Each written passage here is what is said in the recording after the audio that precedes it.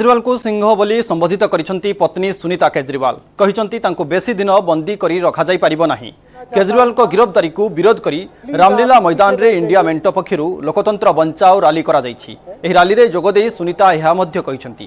Rally को संबोधन करबा समय केजरीवाल जेल रु देइथिबा वार्ता पढ़िथिले सुनीता। सुनीता कहिसेंती मु आज भोट मागु नाही, एक नूतन भारत गठन पई 140 कोटी भारतीयों को आह्वान करूछि। आईटी से हम लोग संघर्ष करके आ रहे हैं। हमारा युवा सम्राट हेमंत सोरेन जो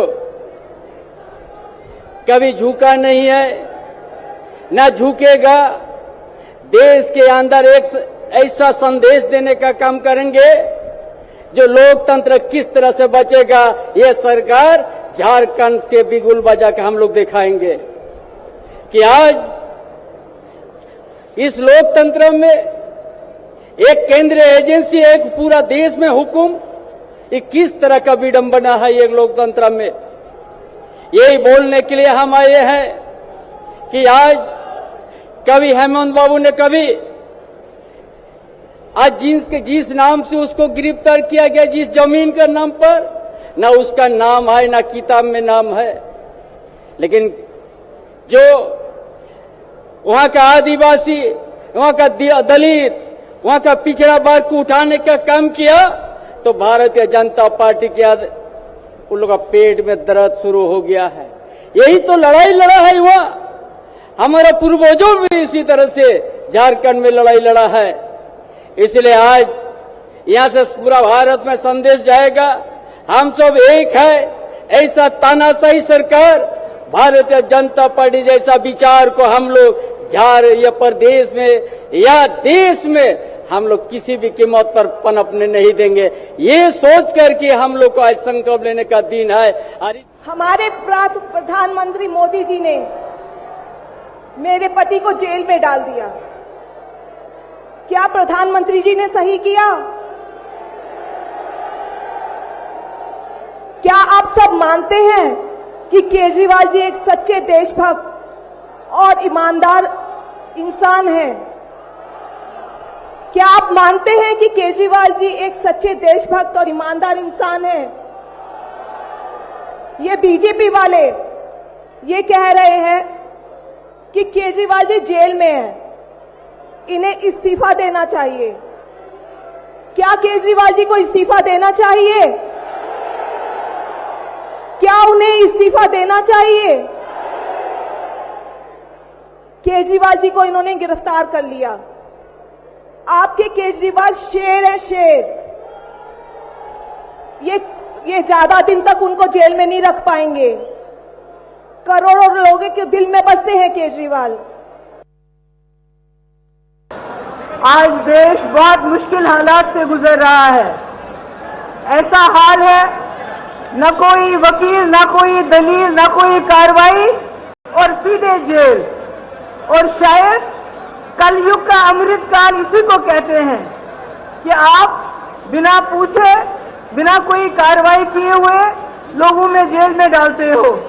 मैं आपके चुने हुए नुमाइंदों की बात कर रही हूँ, जिनको आप लोग वोट डाल के एमएलए बनाते हैं, लोकसभा मेंबर बनाते हैं, चीफ मिनिस्टर बनाते हैं, मिनिस्टर बनाते हैं।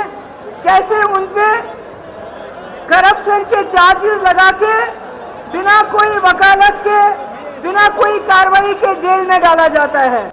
इंसान को इंसान चढ़ाया जा रहा है। मुसलमान अलग, हिंदू अलग, सिख अलग, ईसाई अलग। इस लड़ाई के खिलाफ हमने आवाज उठानी है। इस लड़ाई के खिलाफ आपने वोट देना है। और तभी वो सब नेता जो आज बंद कर दिए गए हैं, केजरीवाल जी और सोरेन जी और दूसरे संजय, इन सब में निकलेंगे जब आप इस आईन को पकड़ेंगे। और जब इलेक्शन का टाइम आएगा, आपको वोट देना होगा, आप उस बटन को दबाइएगा जो इस हुकूमत को हराएगा और आपकी हुकूमत लाएगा। मोदी जी और उनकी जो सेल है पार्टी की, उस पार्टी का सेल में कौन है? ईडी है, सीबीआई है, इनकम टैक्स है।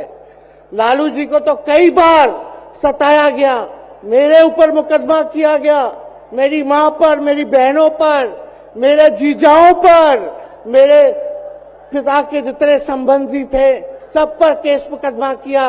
अभी बिहार चले जाइए, कई हमारे नेताओं पे छापेमारी चल रही है, कई जगह ईटी का रेप चल रहा है, आईटी का रेप चल रहा है, लेकिन हम लोग घबराने वाले लोग नहीं। आज देश में जिस हिसाब से हेमंत सोरेन जी को और अरविंद केजरीवाल को गिरफ्तार करने का काम इन बीजेपी के लोगों ने किया है, तो उनको हम बता दें कि इनके गीदड़ भपकी से हम लोग डरने वाले नहीं हैं। हम लोग संघर्ष करने वाले लोग हैं, और पिंजरे में तो शेर ही को कैद किया जाता है। सब लोग शेर हैं, आप लोगों ने ताकत दिया है, आपकी लड़ाई हम लोग लड़ रहे हैं।